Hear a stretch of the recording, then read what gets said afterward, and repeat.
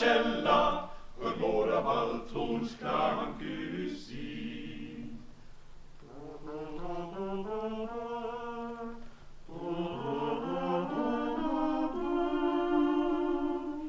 Valthornens klang usin.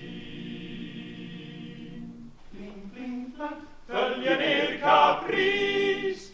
I som föll en gammal högertorr. Önskans fuktigt silverhår. Bling, bling, blang, bling, bling, blang. Och en strupa som förmår. Bling, bling, blang. Och en strupa som förmår. Vila vid denna källa. Vår lilla frukost vi framställa. Rött vin med pimpinella. Och en nyskjuten bäckasin. Klang av buteljerulla i våra korgar översfulla.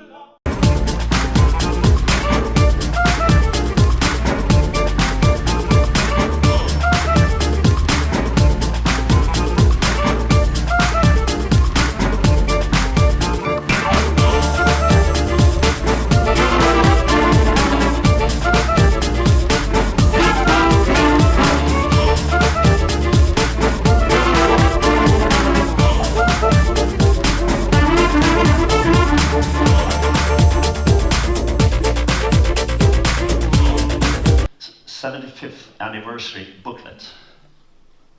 You can read in that book that Rotary came to Copenhagen in 1922. But there is, between the lines, some frustration that they were beaten by the Norwegians by 6 months. And you can still hear about that in this area. The Institute is Unleash the Power. And you will be served many examples of activities so you as leaders can go back to your districts and your clubs to unleash the power. We will talk about the clubs, because the clubs are, of course, those who are unleashing the power. Nothing important in Rotary happens if it doesn't happen at the club level. And the clubs are also the place where we can get ourselves some power back. We can get some energy from the meetings with our fellows in the club and from the international connections we might get, from the skills and tools and the diversity. In Arlanda at this Rotary Zone Institute, and of course it's in a country that has been so central to our experience in Rotary, and I say our experience rather than mine because Sweden and the Swedes via Rotary have had such a tremendous impact not just on me but on my entire family in one way or another. And another element is that about 25 years ago we were fortunate to host a Rotary Youth Exchange student from Linköping. Her name was Anna Nygren. She was absolutely charming, like all Swedes of course. Look at the agenda and you're like, oh, what are we going to do today? We're going to eradicate polio. And 30 years later, we're still fighting. But isn't that great? But I'm not going to stand here and tell you how important it is. Well, actually to tell you that we have never ever been so close to eradicating polio like we are today. 350,000 cases 30 years ago to 26 cases from the beginning of 2016. I'm not going to do that. And I'm not going to tell you why today is the most important time to eradicate polio. Let me say, happy anniversary. Why would I say that to you? Because you, the owners of our wonderful foundation, we're celebrating 100 years of doing good in the world. We have so much to celebrate with our foundation.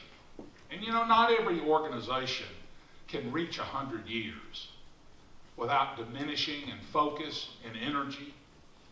But our foundation has grown stronger year by year.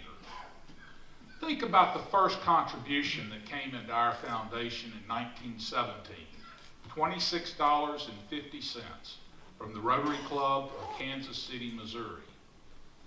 Almost a century later, in 2015-16, total contributions to your Rotary Foundation totaled $266 million US.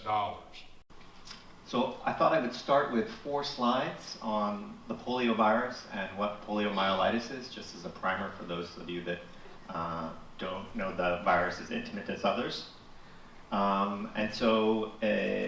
The polio virus is a virus that affects only humans, so there's no animal or insect that's involved, like malaria or Zika, and it's a person-to-person transmission, so we need people to transmit the virus. There are 3 types. There's type 1, type 2, and type 3. Many of you may know that type 2 was declared eradicated last year and has not been seen in the environment since 1999 in northern India. There is a refugee crisis. We witness many communities raising barriers and trying to concentrate on local problems and local issues only. The reason of such behavior is just a lack of knowledge about different culture. Committees which were similar as to how to go and run a district. So it was the time to talk and bow and to think about whether it was time to split the district. And it is true that Per Høyen did the first steps on that path. And when I had the opportunity as district governor to ask all clubs to give me a written answer whether they want to approve or not, whether we should send an application to Rotary International to split the district, I was so happy when I got from all 97 clubs, either Danish or Lithuanian, 100% approval for the application. Still they are happy to do that, Rotary. But on the other side, we have the young generations, and this way of doing Rotary does not attract these people at all. And as these people are getting older and older on the other side, the gap is growing. And some people are telling that, let's start new clubs. Let's leave the old clubs. But we feel we cannot do that. We must find energy to these old clubs. We must find a bridge to take the young generation to these old clubs.